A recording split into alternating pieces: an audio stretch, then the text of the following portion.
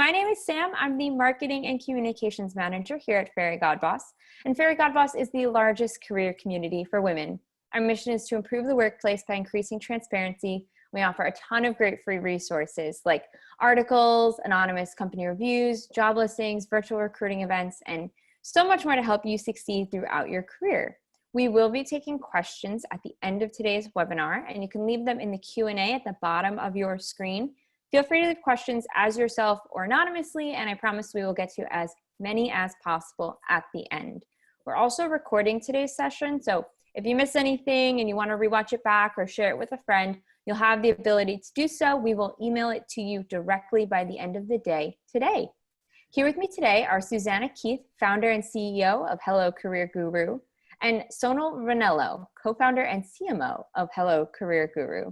Thank you both so much for being here today. And so I guess I just want to start off, and I'd love for each of you to tell me a bit more about yourself, your background, and how Hello Career Guru came to be. Susanna, I will start with you. Yes, I think it's always important when you talk about something like this to hear the founder story. And I think what is really amazing is we are so honored and thrilled to be here today with you, Sam, and Fairygodboss, because I've been watching the evolution of Fairygodboss now for the last 5 years, and it's quite phenomenal. You know, I saw the emergence of all the job search sites, and I think originally you were kind of rivaling Glassdoor and some of the other great sites, but you're doing so much for women about the skill sets, the innovation, the upskill, the empowerment, and we are just thrilled to be here today. And quickly, the founder story was many years ago after going to Bryn Mawr College, Anasakata, and then going to NYU and seeing so many women hit their heads on the glass ceiling, no matter what field, legal, financial, marketing, finance.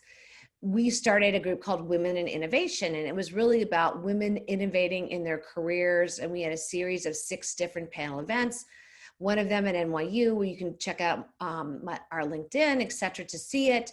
But what's really exciting is that now we are introducing Hello Career Guru to align in partnership with groups like Fairygodboss. What we're about is career advice. It's an AI technology platform to help women advance their career, no matter what age, income, background, geography, or race. And so what's really exciting is we've been at this for a long time. Sonal and I have known each other for 20 years, and now I'll let her take it away. Thanks, Susanna. Thanks, Sam. Like Susanna said, we are thrilled to be a part of today and love all these different communities that exist for the betterment of women and people in general as they look to advance their career journey. And what's so great about what we do is we really play in a special niche, which is really about executive insights to help people focus their career development in order to achieve their ambition. So we talk about it typically in terms of C-suite executives, but it could be really anyone at the most senior levels of an organization. And what have they learned and what advice would they give? We're now basically creating an opportunity for people from all over to get access to that kind of advice, which may not be as easily available in their own organization, in their own sort of sphere of influence. So we're really excited about democratizing career advancement by providing this. So our platform launches later this year, our technology platform, but we're actually building out a digital community that actually starts to share some of those insights on programming like this on our own platform, through our newsletters. So I think what we're seeing now in the pandemic that's so amazing is all these different companies working together where the opportunities seem ripe to help everyone that would be listening or engaging in a number of ways. So again, thank you. It's amazing, Susanna and I have known each other for a number of years, and it started out professionally, it morphed to personal, and then it's come back to being a professional relationship. So the journey continues for both of us, and I'm so glad to be a part of it.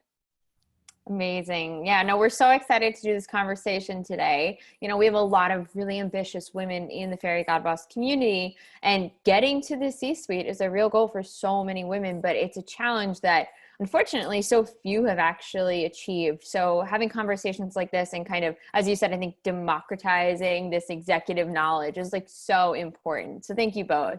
So Sonal, I'm going to stay with you here for my first question, What career tips would you give to someone whose end goal is to end up in the C-suite? And we can start pretty broad and get into the details throughout the conversation. What's interesting is as part of our survey work or research amongst this body of women, we asked them an open-ended question around what kind of advice you would give. And what was so interesting is some of it is advice you've already heard, or that is common sense, if you will, and some were interesting nuggets. But there were three themes, I think, that are important to understand, because people are probably even in their own careers right now getting advice or giving advice, and to understand how it fits in these macro themes is important, and make sure that you are thinking of your career along these three dimensions. One is you really can't do it by yourself. You can work as hard as you want. You can learn as much as you can. You can, cross all the T's and dot all the I's, but this really is, you need a village to achieve these ambitions. So that's first of all.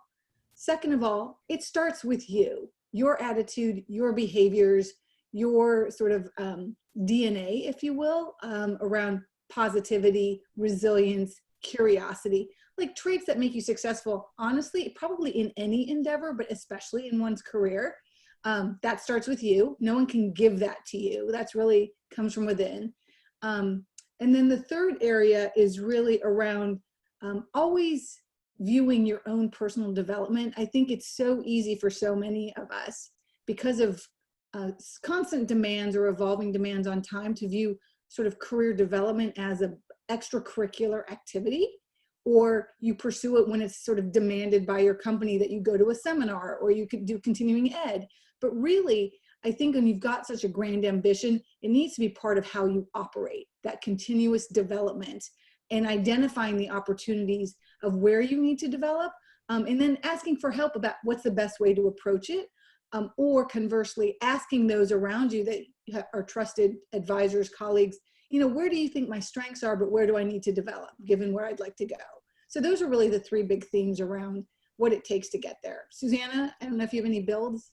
Yes, definitely. Because a very important thing that I think needs to be said is Sonal is an esteemed author, wrote Job Agenda, and additionally, she has a degree in aerospace in engineering. So I think what's fascinating is she went engineering to marketing, huge pivot, great career change, empowerment for all of us, because she could have been an astronaut, right?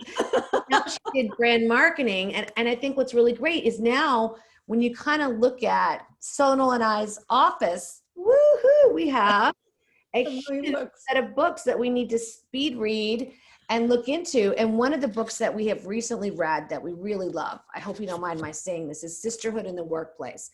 And this is what we're about. Jacqueline Jen, who's Hong Kong, LA, a very senior C-suite executive who's done legal, who's done finance.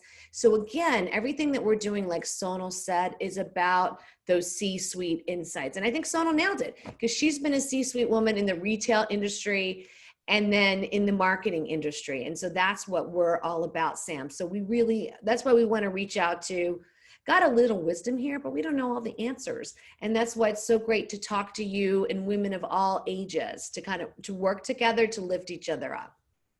And I loved that first point Sonal made about, it takes a village. I recently went to a white coat ceremony, and they were saying it takes a village to create a doctor, but it's the same thing for a good leader, somebody in the C-suite, or, a strong woman leader in business or in corporate America. It takes a village. It's all about networking and creating your tribe, as a lot of people like to say. So I think that's really great. So Susanna, I want to ask you, how important is an MBA in today's world to move to the C-suite, specifically for a woman?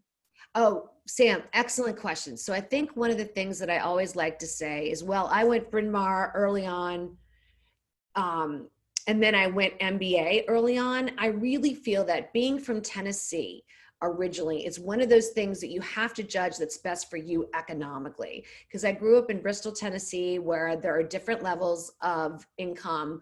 There were times when a lot of us were in poverty, depending on what your family did. And that's a circumstance that I feel like a lot of women might potentially be facing right now. And I think what's really important is then you have to look at your particular circumstances and what's best for you with your heart right now. So for us, I felt that at the time I needed the MBA to advance in my career, and it was economically feasible. But I look back to one of my friends from Tennessee who was a nurse that started out with a very low minimum wage salary. And then for her, she built her way up to run a pretty serious medical company in practice. So I think that each woman has to go back to her heart and say, what is my passion? What am I good at? What are my upskilling opportunities? And I think someone who I also love who did that really well, hope you don't mind one more book, Fran Hauser, The Myth of the Nice Girl. Incredible insights, an excellent thought leader, former VC, book highly I recommend reading because she is out there talking about what are the ways that a woman, she's been there, what are the ways that a woman can get there? You know, she led social media for people. You know, we have so many women out there within our network that are really critical to building who you are. Did Fran have an MBA? That's something you got to ask her. And I think that everybody has, and read the book, everybody has their own acknowledgement of what is best for them. And that's what I really love about that book, because you have to go back to these C-suite insights. Sonal. Well, and Sam, if I can jump in, Susanna, that was fabulous. So I came from a technical background, as Susanna shared, an engineer, but I always had an interest in business. I actually did go to work in a sort of more technical area out of college, but I knew by going and getting an MBA, I could accelerate my learning curve with those 2 years. But honestly, when I'm talking with other women, actually other people in general, young professionals, I think there's so many ways to do this nowadays. You can go online, there are executive programs, you can be sponsored by your company, you can pursue greater knowledge in a variety of ways, whether it's technically in the framework of an MBA or maybe a particular slice of area, like maybe you're just more interested in marketing or finance. But what I will say, and Susanna, thank you for saving this for me. One of the things that we think is really important, and one of our guru thought leaders, Cheryl Strauss Einhorn, promotes, is just for any of these big decisions in work or in life, really having a decision-making framework. So she's a TEDx speaker, a Columbia professor, an author, a journalist, and she's come up with a method. It's called the AREA method. And we actually have a podcast on our website on this very topic that we did with her. And we're working on the blog that sort of extends that knowledge for people in our community. But most people do a pros and cons list at its most basic, like should I or shouldn't I? Okay, that's a great start. Some people might ask a trusted friend or might ask their boss. But what I love about what Cheryl's approach does is it gives you just a holistic decision-making framework, and you can do it fairly quickly just to make sure you've covered all your bases, or you might do a deeper dive depending where you think you need to spend more time in your own thought process. So we encourage you, the listener, the audience, to have some sort of framework and use that to make these decisions. And an MBA, whether you should pursue it or not, involves a lot of complex elements. It's the life stage, it's the financial obligation, it's time off from work.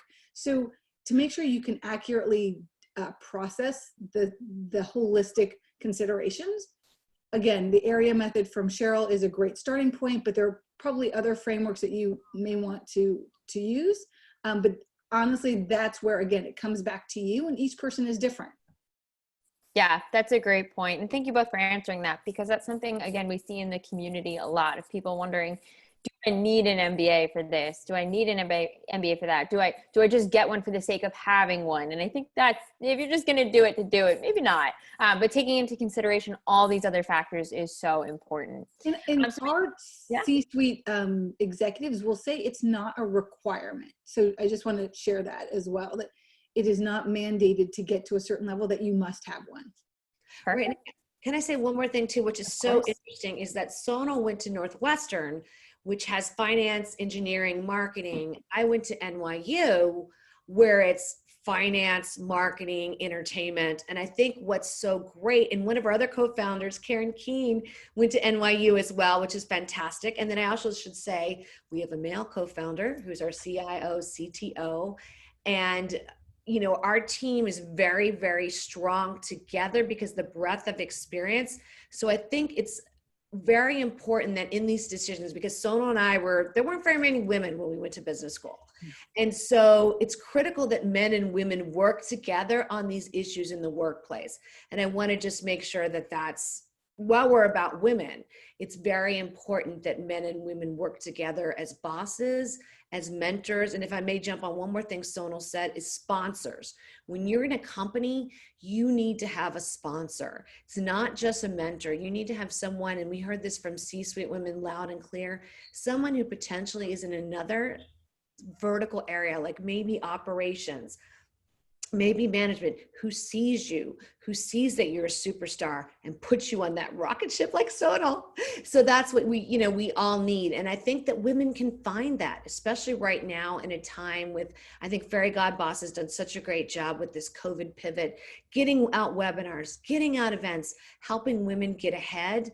And I think that that's what we all need to do together, is go out to the marketplace and look at that person, that mentor, that sponsor within your company. They might have some downtime right now to have that quick 5-10 minute conversation about what does it take. Perfect. Sonal, my next question is kind of about the long process of actually getting to the C-suite, because you don't just graduate from college and walk right up there. It's a very long process, and there are a lot of jobs in between. So what are some important things that someone should keep in mind when they're looking for their next job, and how can they make sure that's going to help them progress in their career? Oh, you're muted. If I can sort of paraphrase what I think you're asking, is like, you want to have some sense of a roadmap, if that is in fact an ambition. And it is not the only ambition, but it is certainly a worthwhile one, that even it's a sort of, to go back to, if you reach for the moon and you get somewhere in between Earth and Moon, you did well. So I don't know if I quite got that across the right way, but so I think thinking ahead is actually really important. So you are your best advocate in the pursuit of this career ambition, and understanding that and being able to articulate it is really important. And in that sort of introspective moment, then the next piece is really, well, how do I get there? And for many people, it can be a fairly linear path, to your point around like, well, what does the next job look like? That can often be dictated by sort of the obvious if you are on a linear path.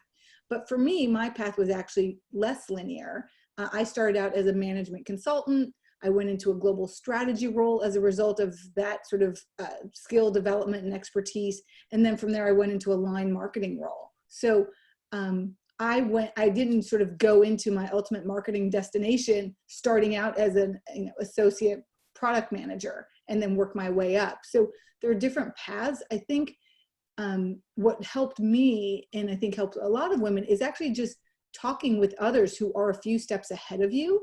I will agree, with Susanna, that there weren't as many people to tap into at the time. Getting an MBA a number of years ago, there weren't as many women. Now, obviously, there are far more women, and as a result, there are far more women in senior positions. But men and women are equally capable of giving advice and development guidance and helping assess what roles to pursue. So I would suggest talking to those people. And some of them may be within your organization, some of them may be recruiters, and others may in fact lie somewhere else. But I do think you can't go it alone. You can try to sort of come up with your best guess, but I think having a sort of support group, board of advisors, whatever you'd like to call it, to help vet some of the thinking is really important.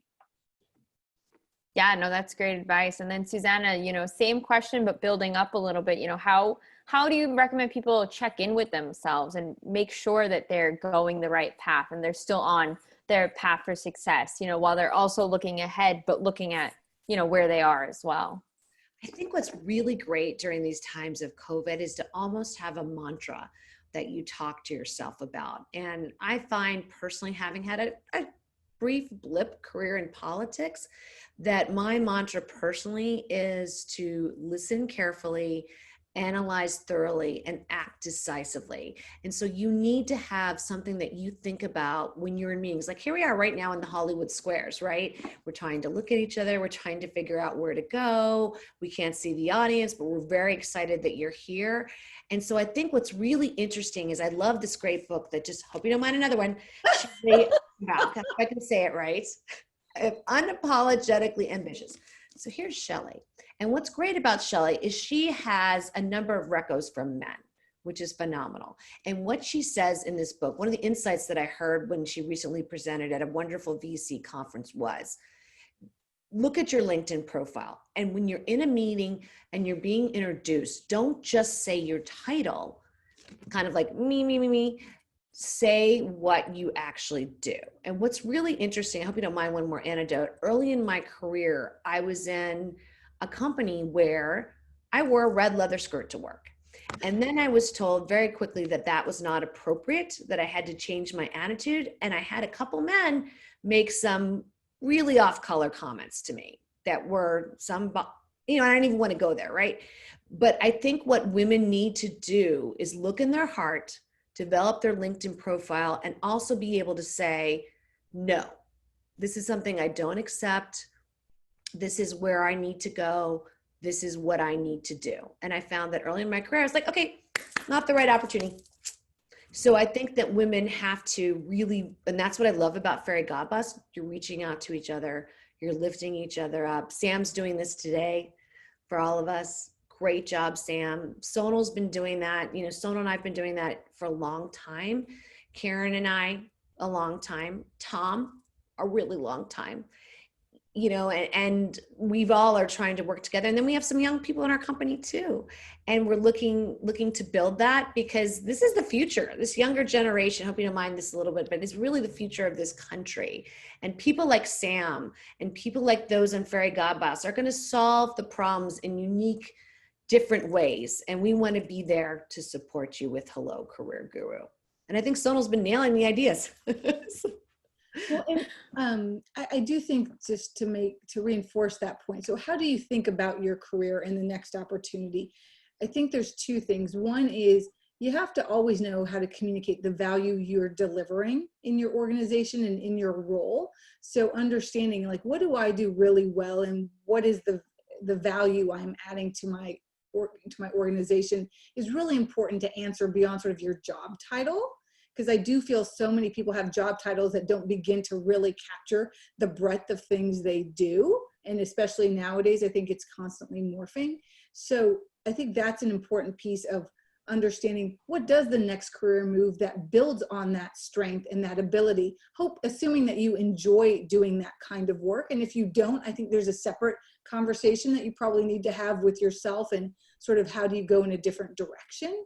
But also, thinking about opportunities, I think the tendency is to think you need to leave one company for the next opportunity, versus even looking within the four walls of your existing organization. Never forget that some of the opportunities might literally be, 2 doors away, or 2 floors away within your own organization. And so having a good brand within your company can actually open more doors within your company, as much as it is about your next move.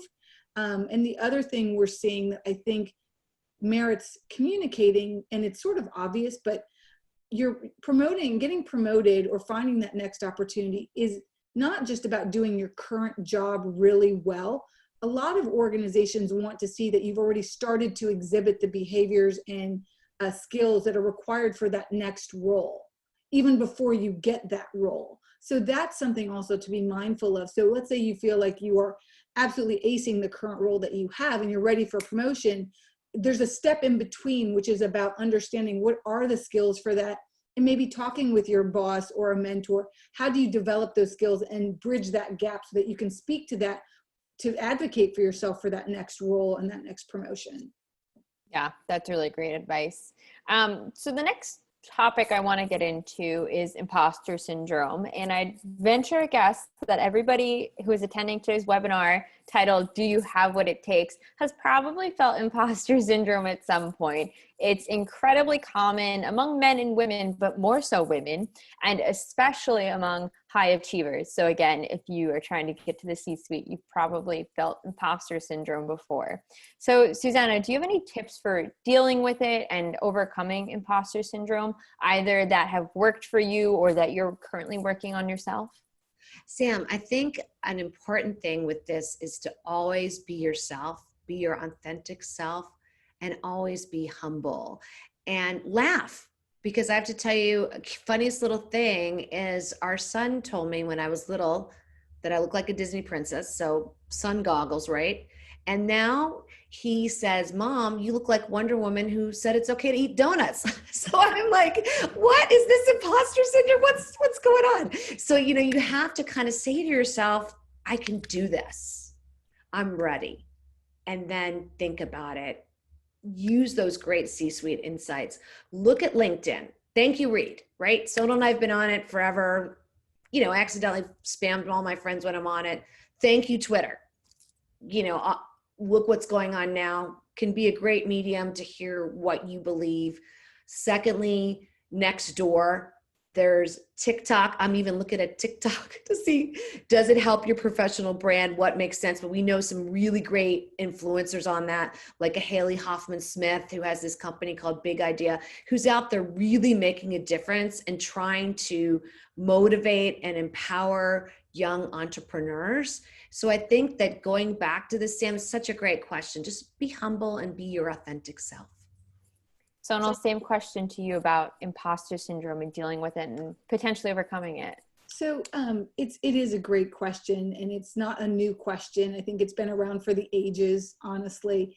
I'm actually trying to think of how to recast it, because I think there's something else going on with sort of that term that we all use, imposter syndrome.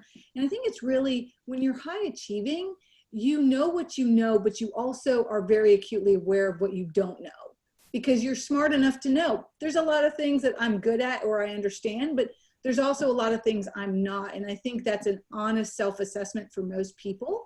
But what's interesting for women is I had a conversation with a good friend of mine who's very senior at a Fortune 500 company. And she said what she finds interesting is the behaviors of women that are a result of that syndrome. And so, for example, she was recruiting for a new role, and she had like a list of 10 criteria, which basically was like searching for a unicorn. She knew she would never find one candidate with all 10 things.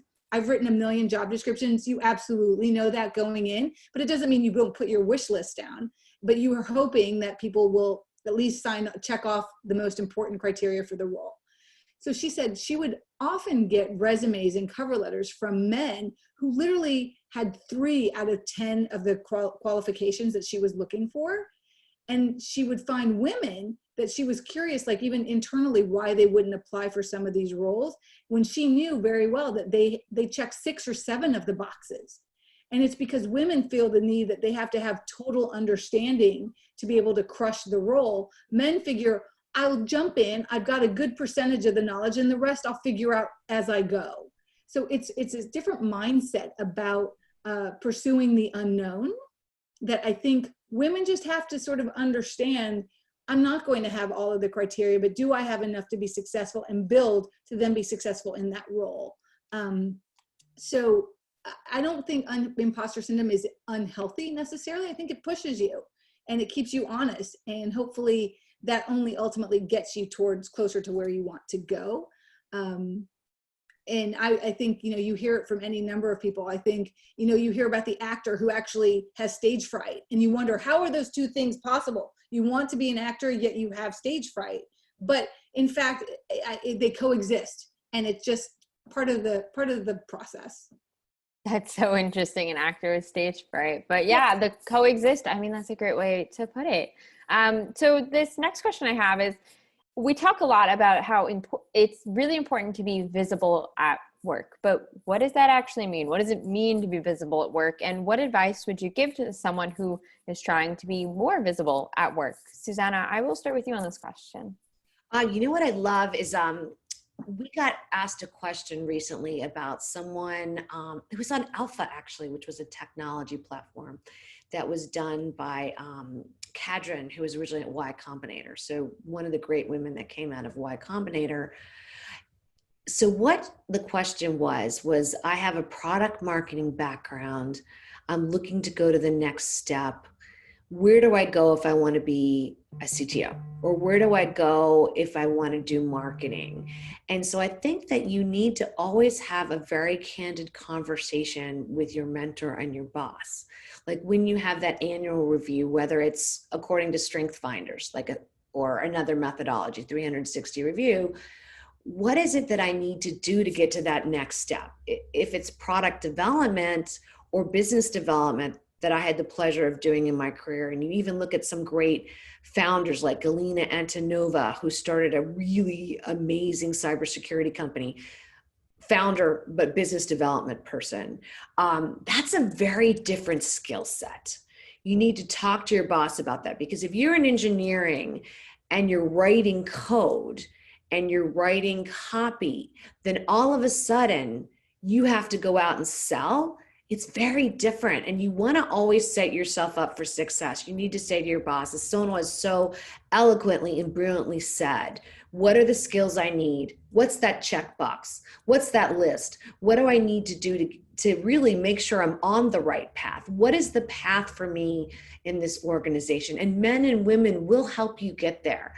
Especially, I think you've seen the advent, and really in the last 5 years, so many corporations coming into the space and helping groups like Fairygodboss, helping groups like Empower, helping different universities. How can we advance more women to help them make a difference in the workplace? Because people realize, like Sonal said so eloquently, women in business schools kind of stayed flat.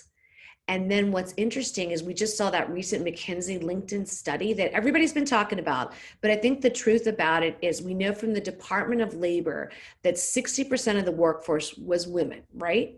A few years ago. Now they're saying that 47% of the workforce is, because of what they've seen and what companies are doing. And that's why we really have to reach out to women and lift each other up, because now women are taking a break. They're saying, I just can't do it with the Zoom. I can't do it with little kids. I can't do it with my puppy.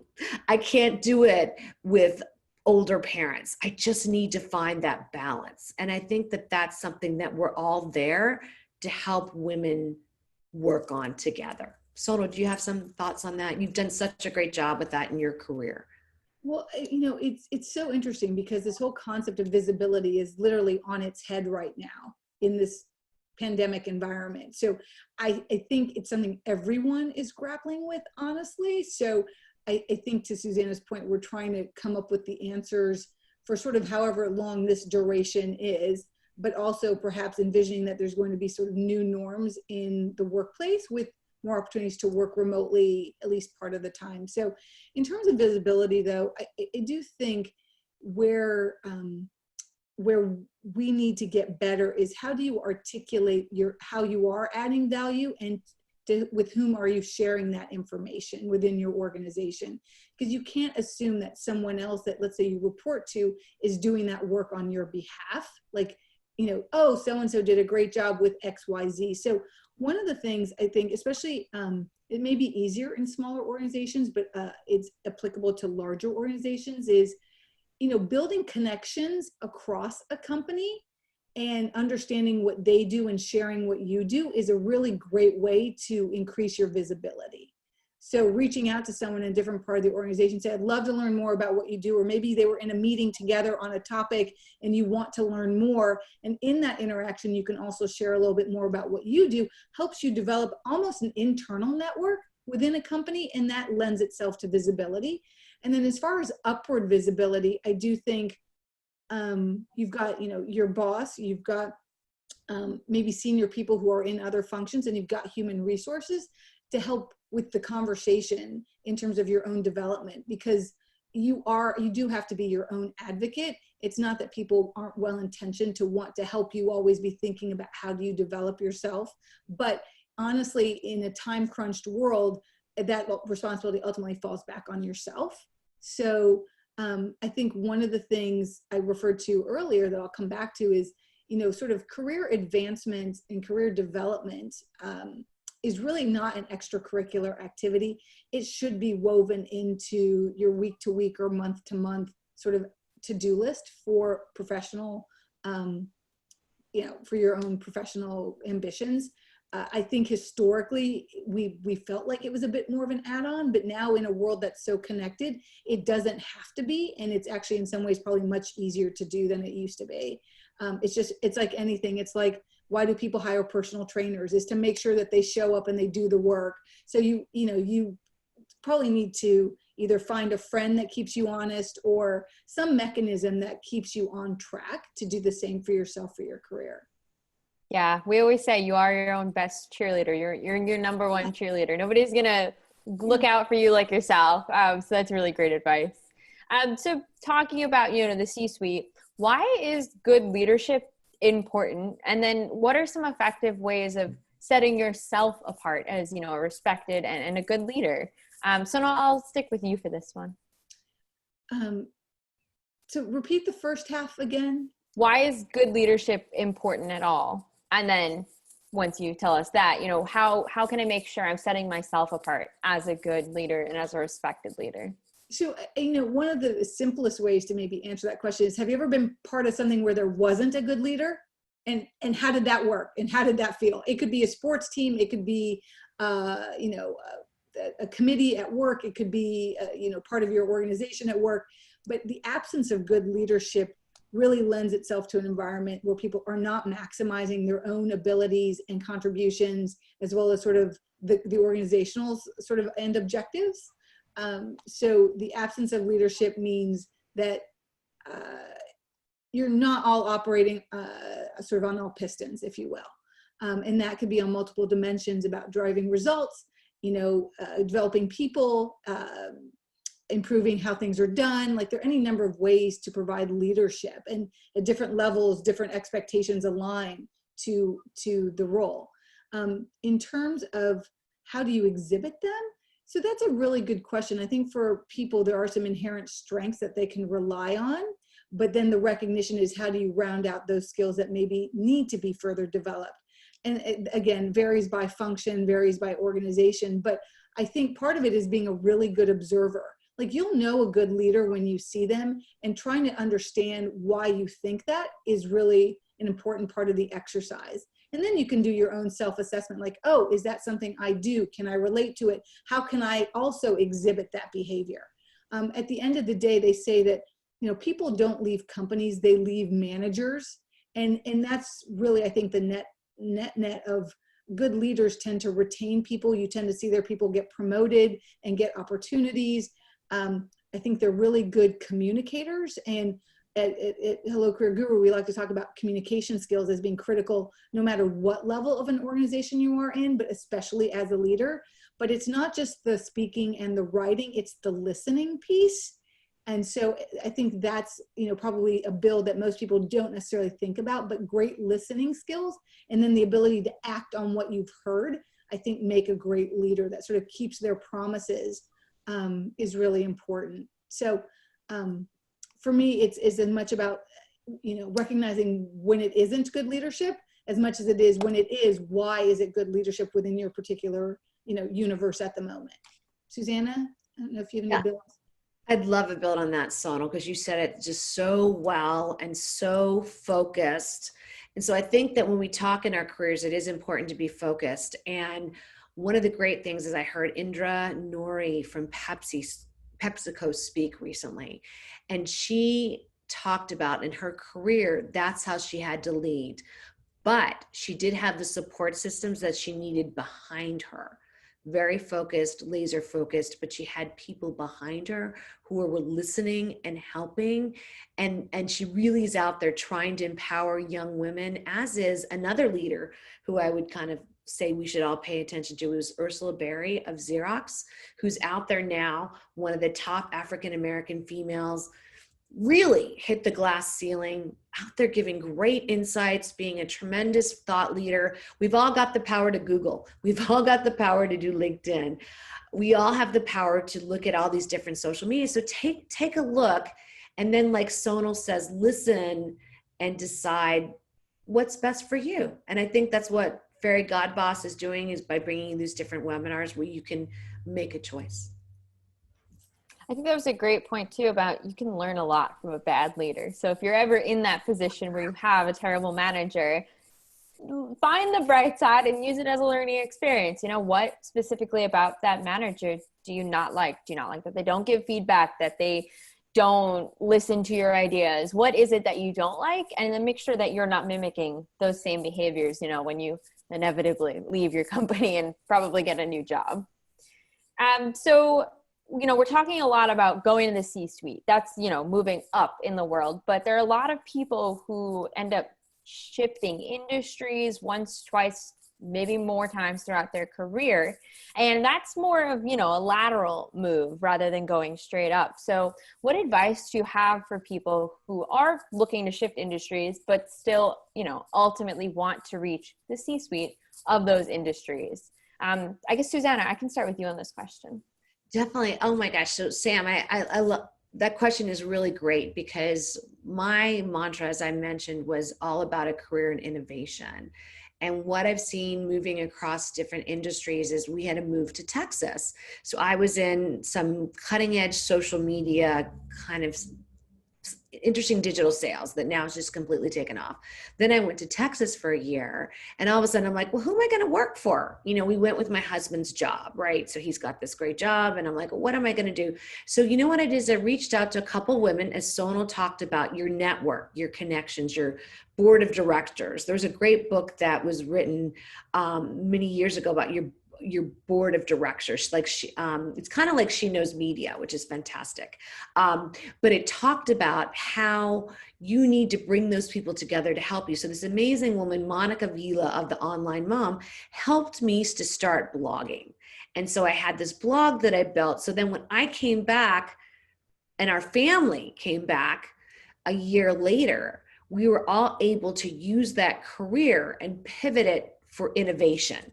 So that's why then I think it's so great that so many women are out there founding companies now, because it's all about innovation and America and where can we take, I know, and also we've become a global marketplace, especially with something like Amazon. I think it's great that women can be part of that innovation. Like I've seen young women leave a digital company that I was with and go to Amazon, and wow, look at it where it is now. I know that these young women built it, you know, and it's been really phenomenal to watch and to embrace and support them. And I almost call it, you're going to laugh when you hear this one, Sam, planes, trains, and automobiles, because you want to go anywhere you meet somebody, connect.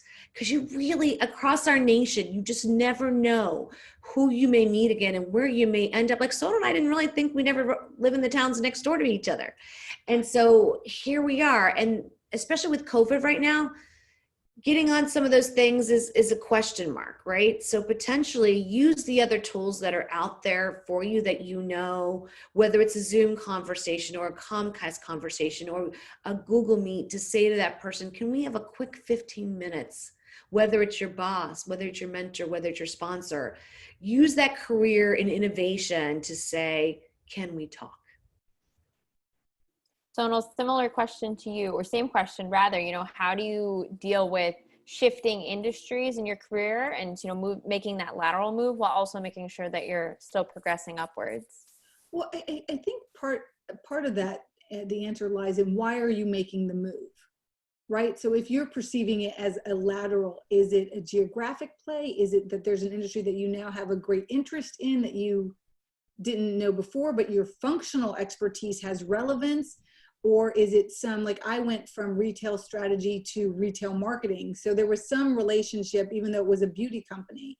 So I think you have to understand what lateral really means, but in the motivation for it. But as far as keeping yourself on path to achieve even greater ambitions, I was looking at the chat, and one of the questions was around, one of the comments was around, you know, you can get any opportunity, and it could be partly luck, partly because you deserve it, and partly because they needed to fill a role, right? There's, you know, but once you get in, it's still up to you. Like at the end of the day, lateral or not, a promotion or not, your ability to stay in that role and sustain productivity and progress is really going to be about what you do in that role. And I think the person who wrote in got an MBA because she believed that it lent credibility. Absolutely. I don't think, people would discount that. But she said, once I got the role I wanted, then the rest was up to me. So in terms of lateral or not, I think that doesn't necessarily have to preclude you from staying on your path to achievement, but you just need to know why you're making a lateral move. And again, it could be geographic, it could be a new area of interest, it could be there's more pay even though it's a lateral move. And those are all valid reasons. But the reason that you would have achieved by staying where you were should not fundamentally change unless there's something about the organization that begs something different. All right, so I have one more question. I've already seen quite a few questions come in through the Q&A, so I'd encourage everyone, if you have one, leave it there now. We'll be getting to them in just a moment. But my question for both of you is, we've talked a lot about finding mentors and sponsors and building your tribe and making sure you have friends there to help you along the way. But what advice do you have for someone on how to actually build a meaningful network? You could send out 1,000 LinkedIn invites to people you've never met, but I'm sure you both have some better advice than that. So Sonal, I'll start with you on this question. Well, I might toss this one over to Susanna, because I will tell you, I have never seen a more masterful connector, honestly. And it's not about networking, because for a lot of us, that word has a sort of slightly negative or fearful connotation, but it's really about connecting, and not just connecting once, but her ability to stay connected is really, truly a gift and something to behold. So Susanna, I'll flip it over to you. Oh my gosh, Sona, you're going to make me cry. I think that was really very, very kind. And I think one of the important things that I'm seeing is a great way to connect is that to have empathy.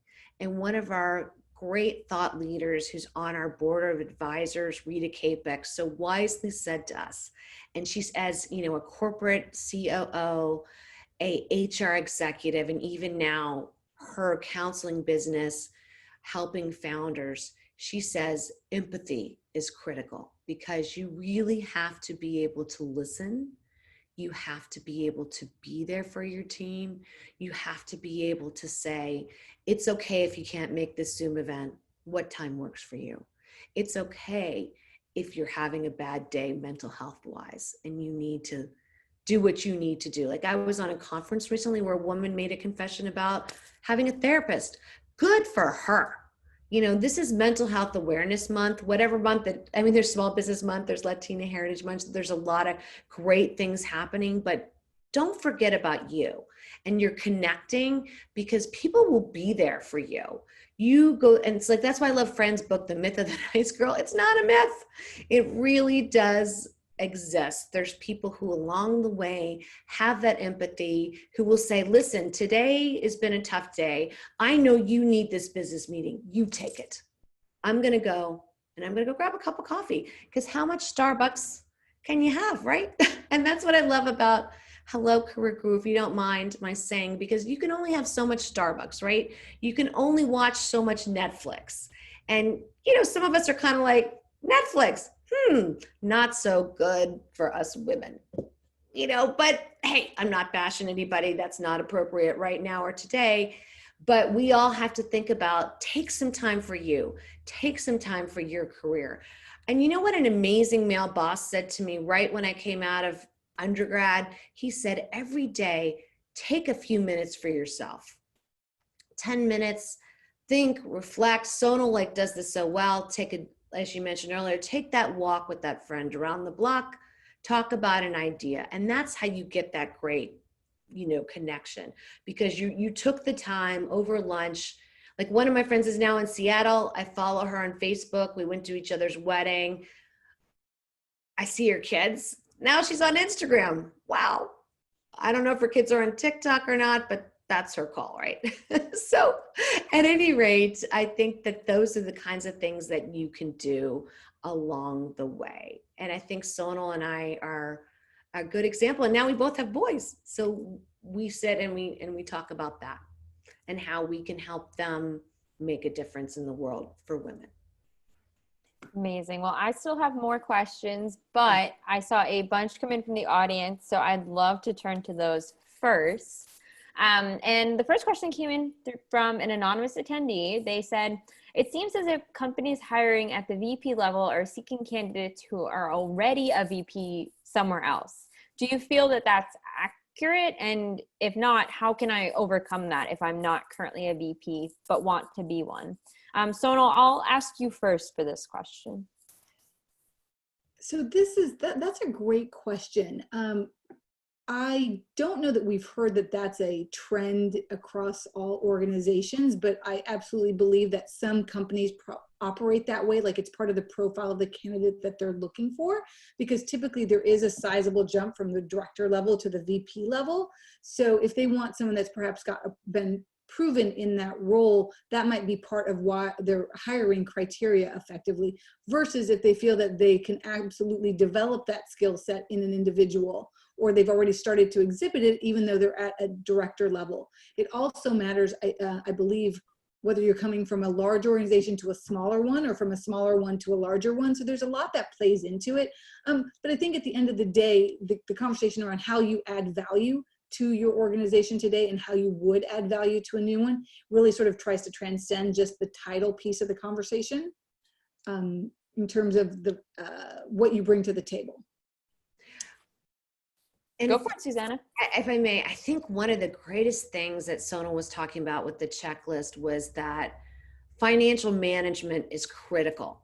Having financial acumen is almost even more important than whatever your native tongue is, because when you have that STEM, science, technology, engineering, and math, it can guide a principal no matter where you are. Because no matter what kind of leader you are, you do need some of that. And then, like Sonal said, you got to be brave when you're not the best in the room, right? And you got to figure out who is the best in the room and surround yourself with those people, because you get to a point where you just can't do it all yourself. Like you can't stay up till midnight every night crunching the numbers. You have to say to your boss, you have to say to the team, everybody, whether you're a VP, and there's a million VPs in the finance world, and you're an associate, you got to say, listen, I need some help with this. I can't stay up till midnight every night to get ahead to that VP level.